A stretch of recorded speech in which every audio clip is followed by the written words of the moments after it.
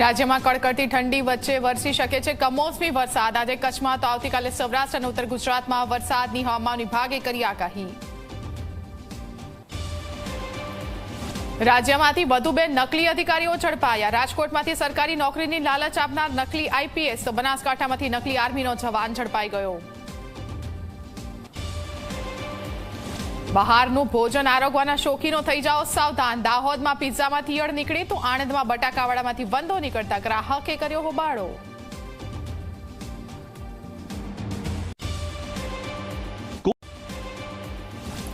Record break તેજી બાદ સોના ચાંદીના અચાનક ભાવ તૂટ્યા। સોનાના ભાવમાં 3% તો ચાંદીના ભાવમાં 5%નો ઘટાડો।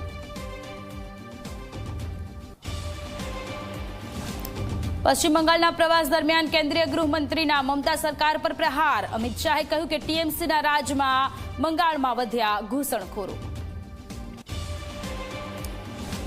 ઉત્તર પ્રદેશના સંભલમાં શાહી જામા મસ્જિદ કબ્રસ્તાન પાસેથી દબાણો કરાશે દૂર। કોઈ અનિચ્છનીય ઘટના ન બને તે માટે ગોઠવાયો પોલીસ બંદોબસ્ત।